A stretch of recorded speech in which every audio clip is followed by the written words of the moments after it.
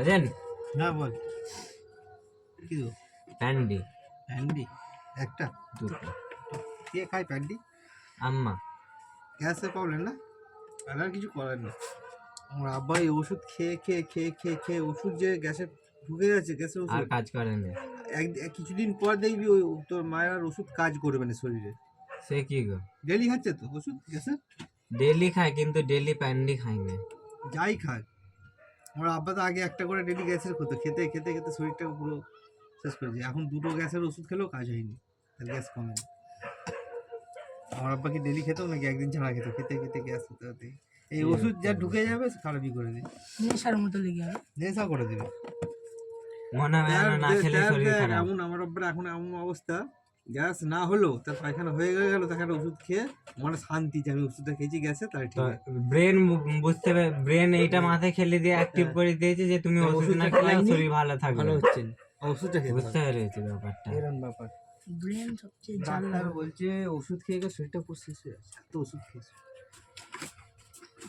তাহলে আমাদের কি হবে বয়স হলে? চিন্তা করো, আমি আমাদের কি কিছু আমরা তো হবে না। তোমার আব্বারা তো অনেক ভালো প্রোটিন জিনিস খেয়েছে, আমরা তো সব ভেজাল মাল খাচ্ছি। তোমরা তো শুধু আমাদেরকে খাচ্ছি। এত টাইম দিবে, 40-এ টপকে যাবো আমরা। আমরা দেখবো একটা আল্লাহ দুটো রোগ এসে 18 বছরের টাইম আছে, বিয়ে ফিয়ে করলি তো হচ্ছে, আর দুদিন পর তুই দেখ না সত্যি।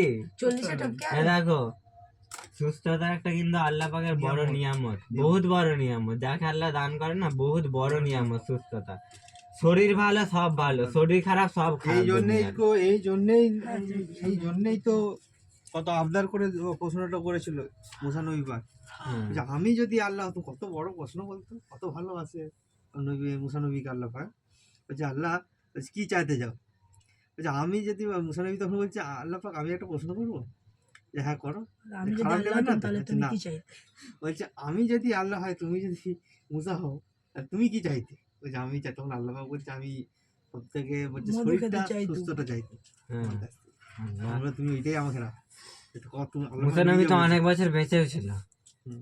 সব থেকে বেশি তাহলে বেঁচেছে কে? নূহ নবী তো নাকি? তখন মুসা নবী নিজে, আদম। আল্লাহ পাক নিজে বলছে শরীরটা শরীর ভালো তো সব ভালো, কারণ কত শরীর সুস্থ সুস্থ তো কত ভালো।